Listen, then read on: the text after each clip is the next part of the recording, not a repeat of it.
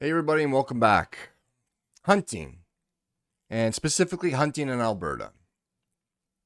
So recently, Alberta is tabled new legislation that they're going to be changing the rules on fenced-in hunting on private lands. So fenced-in hunting is basically farmers who raise wild elk and deer for the purpose of harvesting the meat and, of course, their antlers for whatever application that they sometimes you see chandeliers, furniture, art, and things like that. So when they harvest the meat to be sold, just like cattle, they'll take the antlers and then they'll sell it to private artists, furniture manufacturers, things like that to be used for whatever. Which is I think is great because you want to use, to me, and because I've been hunting for 12 years, and the philosophy of a true hunter is you want to use every piece of the animal. You don't want anything to go to waste. So I know some people out there have an uneasy feeling about, antlers being used for furniture and arts.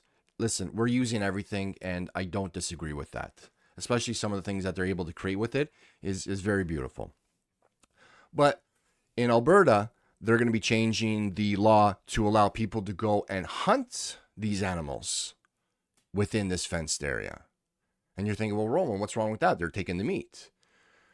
This is not hunting. Because you're not going there for the meat, you're going there for the hunt. And I have a problem with that. And I think a lot of hunters out there also have a problem with that. This is what one gentleman was going to say, like shooting fish in a barrel. It's not fun.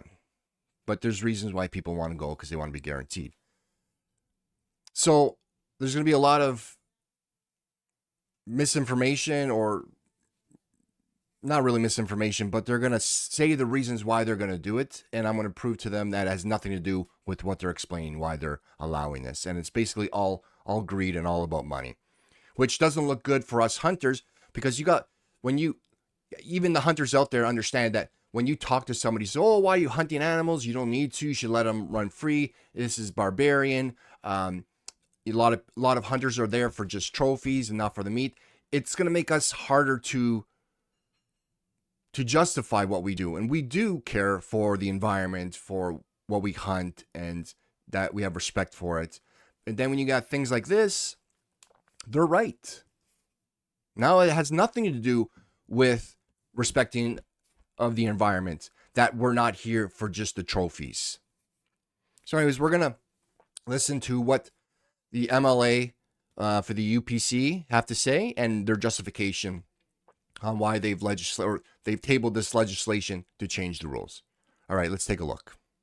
Alberta will allow trophy hunters to take aim at elk and deer on fenced-in farms. The UCP government says it will boost rural tourism and help keep game farms viable. Critics say it shouldn't even be called hunting and claim it poses health risks. Kevin Green reports. Legislation introduced Monday would allow hunters to kill animals like this inside fenced-in farms. The province says it's about creating new tourism opportunities and bringing money into rural communities. There's a huge potential for them and the communities in which surround them to be able to create an entirely new economy. The elk and deer ranching industry has been lobbying for this for decades and intensified its efforts in the past 5 years. They said to me, when they first approached me just over a year ago, that this is critical, that this happens for them to continue to be successful farmers in the servant space. Okay, so they're trying to justify that it's going to increase tourism, create another revenue in terms of industry for these trophy hunting. And that's what they're calling it, trophy hunting. They're not calling it hunting, they're calling it trophy hunting, and there's a reason why. And that these poor ranchers, these poor farmers, that it would allow them to continue and survive.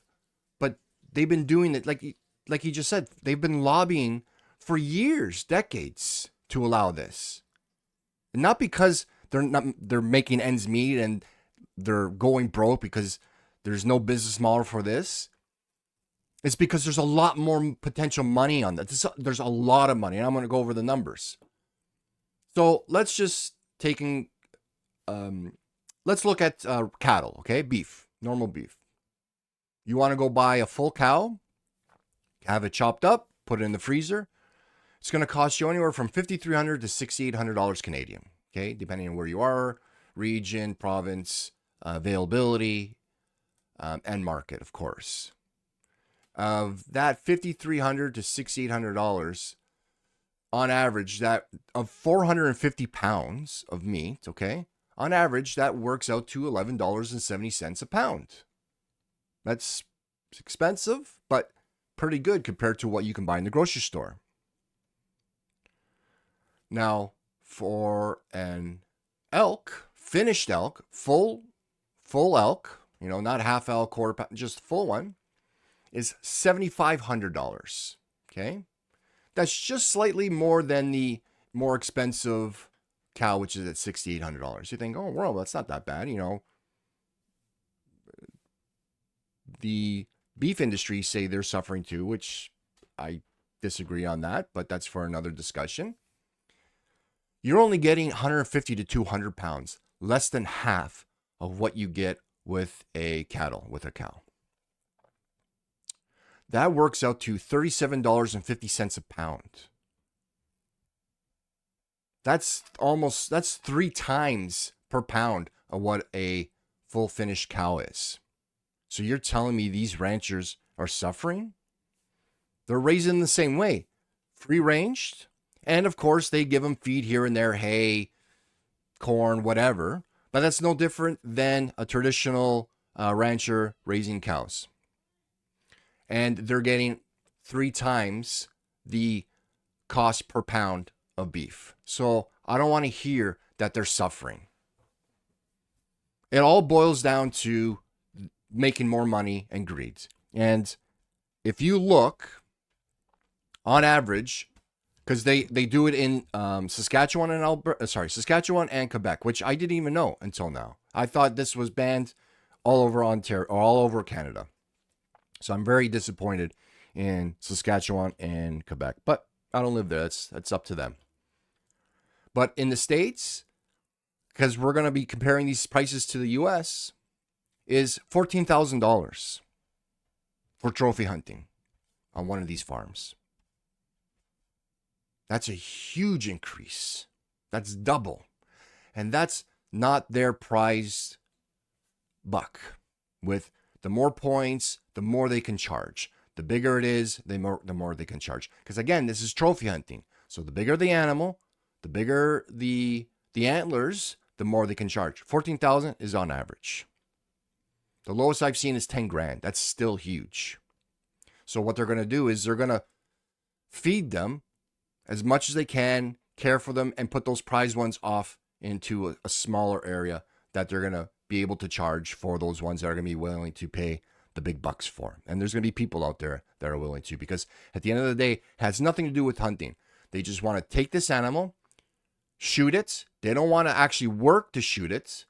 And then they want to take a few pictures, bring it home, mount it, and tell everybody that comes over the great story of them going hunting, them leaving out the information that they went to a fenced-in farm, how they went hunting, and this is what I shot.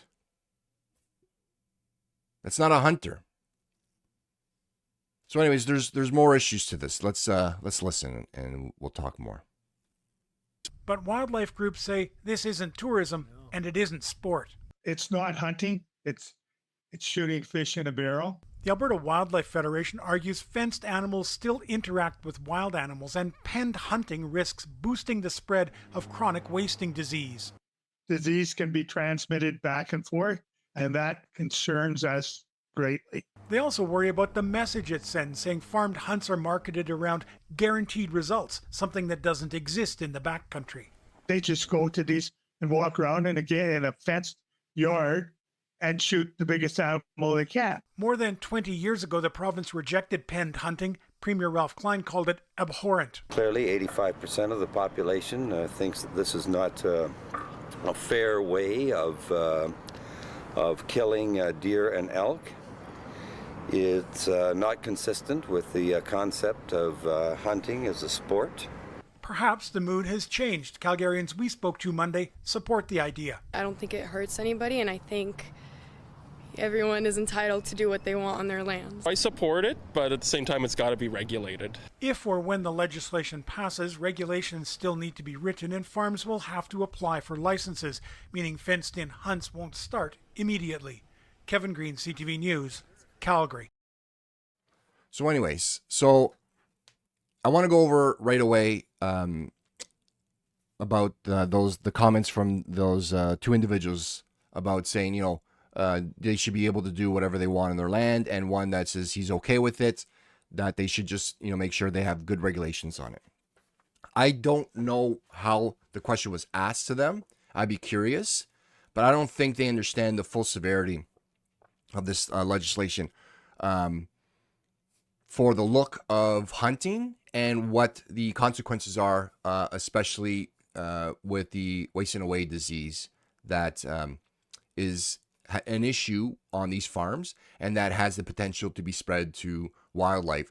So for traditional hunters, the game in an area could be affected. The numbers dwindle, the quality of the meat, the animals, and everything else. So I don't think the sentiment has changed. For people who know what's going on, the sentiment hasn't changed. Like Ralph Klein, former PC Premier of Alberta, is 100% right. This is disgusting. That's not a sport. And the one gentleman that was being interviewed sending a message of a guaranteed hunt. There's no guarantee in hunting. My uncle always used to say, you want a guarantee, go buy a cow. Go get the butcher to butcher it, and that's it. Because getting a full cow is cheaper than what we spend, like even our group, what we spend to go hunting for moose. For the amount of meat that we get off of moose is comparable to a cow. Deer, like I said, deer and elk is they're smaller animals, but you don't get as much meat. And it's not guaranteed every year. We got one this year. We were successful this year for 2025. The last time we got one, I want to say it's been 3-4 years. I have to ask my hunting group, but I think it's been 4 years since we got one. So we spent thousands for the last 4 years and didn't get anything. Hunting is more than just going for meat. It's camaraderie. It's going out in the wilderness. We go on crown lands. We've done both, where we've done cabins and we've done where we've hunted and camped out directly on the logging roads of the crown land. Beautiful area. Lakes everywhere for fishing. So between the morning hunt and evening hunt, we go fishing. We go bird hunting. Campfires. We eat like kings because we want to eat well. And we have a great time. We always tell people who want to join our group that if you're coming and you want to join and you want to come hunting with us, and your trip is only dependent on if we're successful or not. So if it's going to be a good trip, we were successful. It was a shitty trip because we didn't get anything. Don't come hunting. It's not for you. And that's what's going on here is they're just basically everybody who's going to be paying these exorbitant amount of money. They're not hunters. They just want to be able to say they shot a big buck, mount it, and tell a story, not the full story. And $14,000? That's all it boils down to. It has nothing to do with anything else but money. And it's going to destroy, it's going to hurt our industry. It's really going to hurt how we're going to have to defend this. I won't defend this. I don't know how other people are defending this. This is the conservatives' version of a participation trophy. True trophy hunting is you spending the time in the wilderness, putting the time in even with trail cams, feedings, automatic feeders, tracking the migration of the elk or the deer or the moose or whatnot, and putting the time in to take it. And that doesn't mean that you're going to have a big animal that comes out with 10, 12, 15 pointers. that you're going to be able to shoot.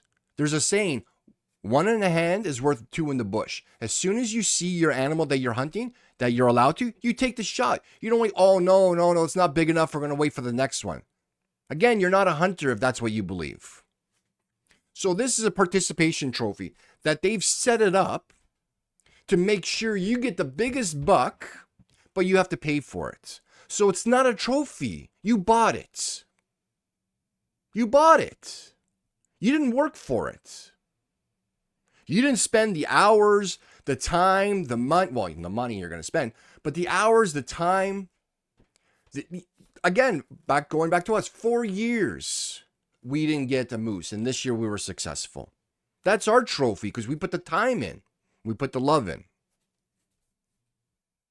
Pay their money. The farmer tells them where to go.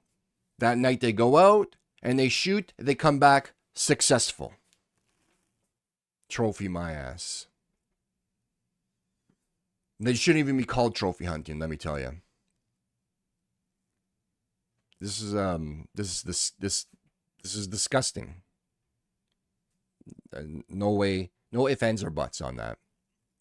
But, of course, PC government, they know better. It just has nothing to do with their honor, their thinking. They just like, oh, you lobbied, you promised me maybe a job afterwards, or maybe somebody got a white envelope. That's all it boils down to. No ethics, no honor, nothing. Because anybody who had ethics or honor would say no, just like Ralph Klein. I disagree with his party, but he's a man of honor because he understood what hunting was. Anyways, let me know what you think on this, but also tell me your hunting experience. I'd be really interested to hear your hunting experience. This year was your first hunting, where you went, what you did. Did you bring someone new to your hunting group? Did they love it? Was it not for them? I'd be interested to hear on your hunting experience and what you think of this and what's going to happen. Anyways, guys, take care. We'll talk later.